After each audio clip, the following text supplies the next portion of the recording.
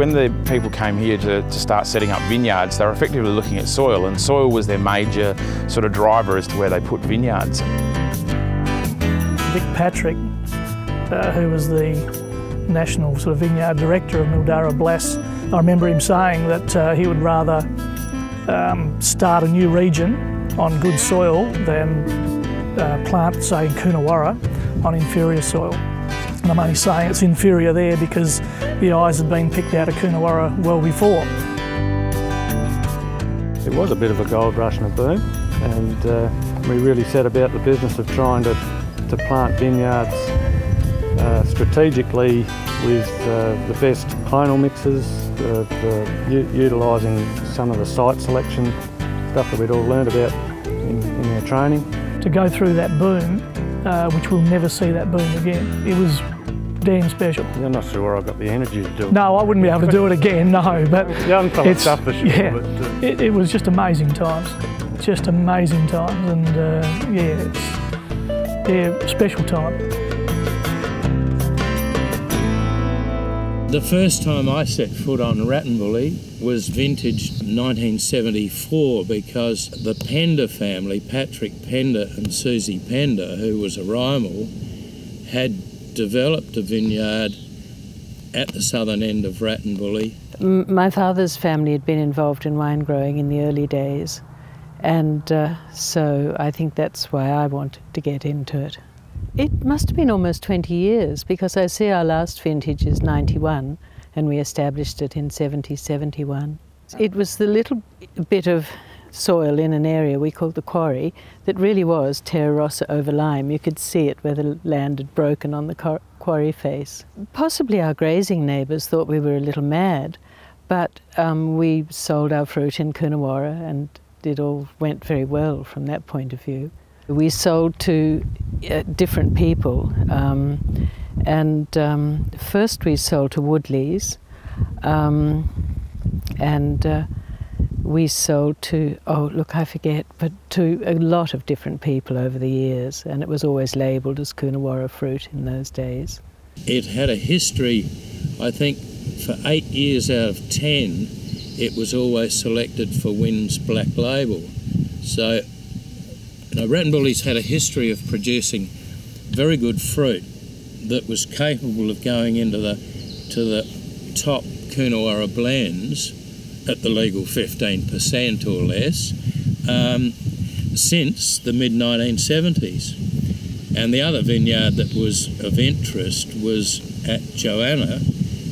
I'm not sure what year that was planted, but that was planted by a guy named Greenshields. I looked for 2 or 3 years around Coonawarra for suitable soil, and even at that stage there was a lot of black soil and there wasn't a lot of red left. The agent had a friend, Harold Langaludiki, who had a farm out there at Joanna, and so he sort of said, oh, I've got a bit of a corner paddock, I'll sell it to you if you like. That was 1975.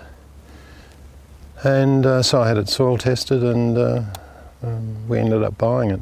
Catnook Estate out of Coonawarra.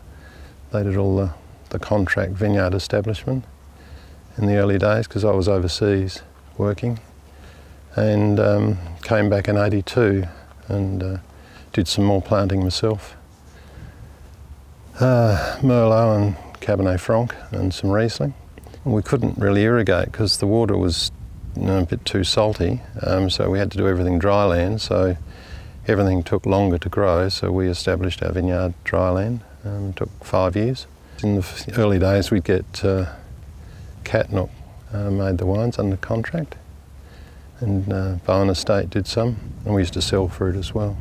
It's astounding to see what's been done in 15 years, because the first 20 or so years, after Penders and ourselves were here, you felt pretty isolated and alone just with 2 vineyards, and then in 1990, all hell broke loose, and they just, vineyards popping up everywhere. I think I spent basically 2 or 3 years in a car driving around the southeast. I'd drawn a line from Narracourt across to Kingston, and decided that that would be the absolute northern limit, because it was starting to get too hot or too sandy or too saline or whatever north of that line. It boiled down to the fact, I think, that Wrattonbully had very, very good terra rossa soils in parts, particularly on the Narracrook Range. It had a good water supply, not as good as Coonawarra, but it had a good water supply.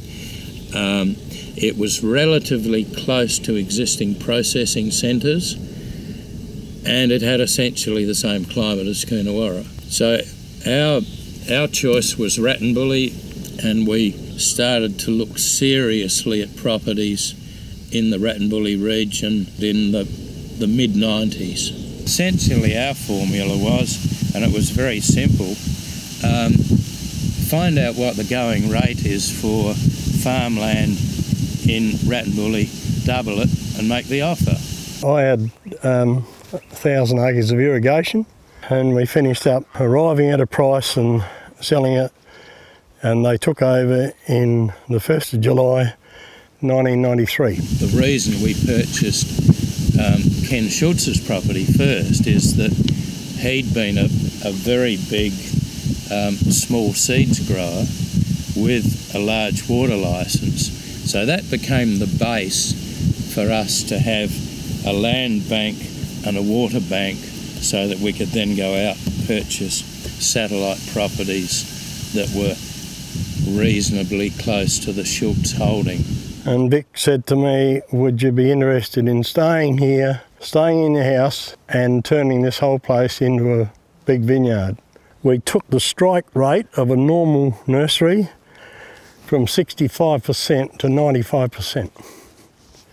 He was so impressed, and the growth was so vigorous that he finished up closing all the company nurseries down, and we grew all the nurseries.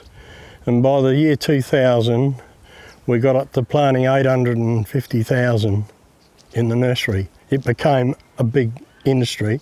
You go from 40-foot wide machinery back to 2.1 metres in vineyards. It was a hell of a learning curve, you know, to come back narrow, but anyhow, we developed over-row equipment and still had that wide, broad acre flair.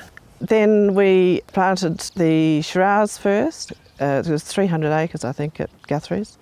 And then we went on to plant the Cabernet and the Petit Verdot. We did all of the stapling of the posts as well, and then we ran all the triclon, and we had to put all the jiffy clips on the triclon. So it was quite amazing, really. We all loved it. It was really good fun. The three of us had to be on a water cart, and one to be on the tractor, and two on hoses, just watering as we were going along. And so we hand watered all of those vines 3 times in that first year before we could have the triclon connected. I represented a corporate interest then with Hardy's, and they were looking to expand into some good red terra rossa country. The Wrattonbully region offered that up at a real opportunistic sort of level in terms of water availability and the soil types that they were chasing.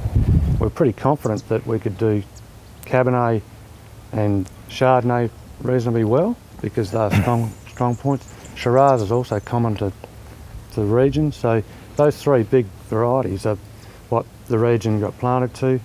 And just after we started, Merlot came into the picture as another wine company focused on Merlot. So you had the big 4, and that made it exciting in its own right. So you had best practice sort of stuff going on.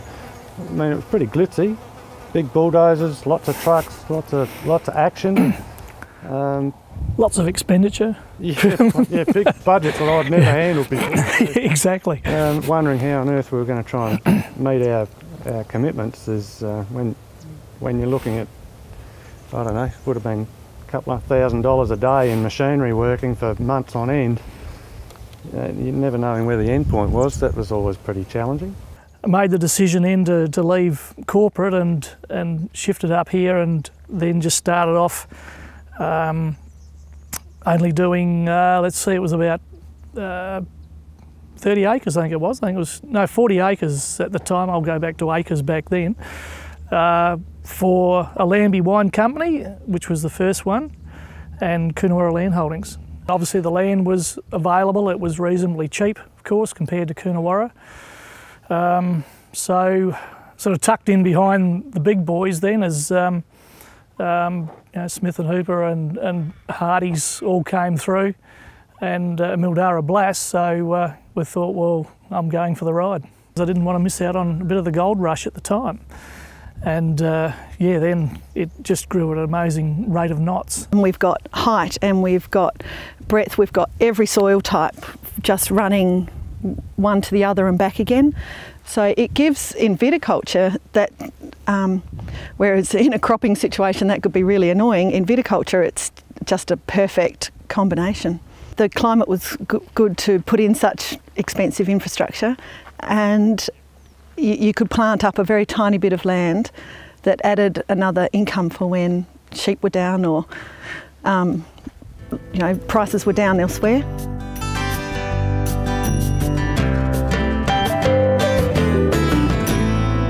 I went through a different cycle, I think, in agriculture, and it wasn't until '94 when this vineyard and, well, not this one in particular, but Mildara and Hardy's came into the area and planted in quite a big way, that a few of us as locals decided it might be good to get back involved. I think, and the main reason for that was they were offering very good contracts at the time. The following year, 1995, Yalumba started planting next to our property, my property, and my brother and a friend, we split 100 acres off my place and started planting Chardonnay, Shiraz and Cabernet, and we've since put in Malbec. And at the time we were given an 8-year contract from Yalumba.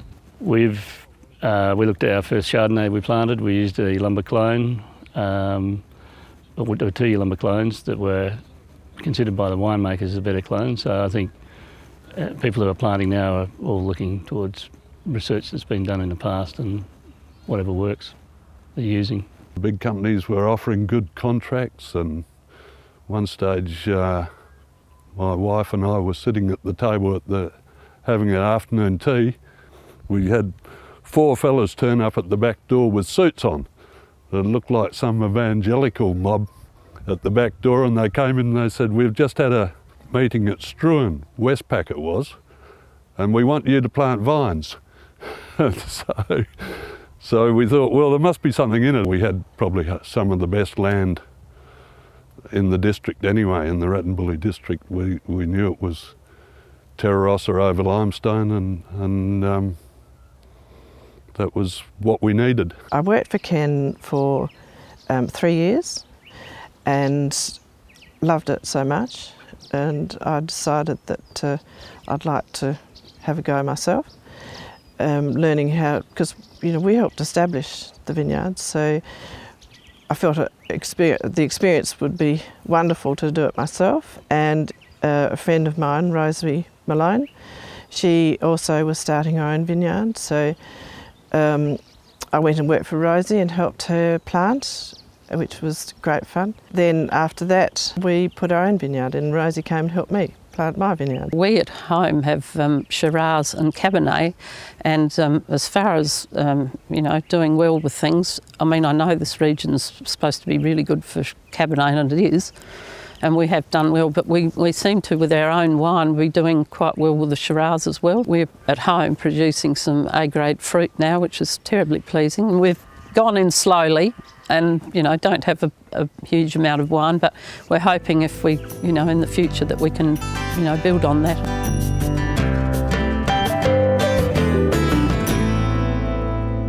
First grapes sort of came out in '96 and '97, and people were trying to make branded products around this thing, and the big issue was we didn't know what we were going to call the region. And we'd started off by the bulk of the people thought that Coppermurra was going to be the name that went forward, and one of the members had a big issue with that and stood in the way. of that moving forwards. By the time we'd got our final determination, we'd all agreed that we would run with Wrattonbully as a name. Us having Wrattonbully on the label was one of the first steps in growing any region. You've got to have products of what's out there, so you might be able to tell everyone that we grow fantastic grapes, but until they look at the wine and they can touch and feel what we're actually making from Wrattonbully is when the region will really start to shine, I think. I think diversity here in Wrattonbully is one thing that I like to push a lot. Recently at the Adelaide Wine Show, the Wrattonbully had our Riesling was a trophy winner there, but also there was Cabernets from around this region which are up there as well. So it's showing, we can do reds and whites, and if we've got the right site selection and good vineyard management and good winemaking, then we can grow pretty much anything we want.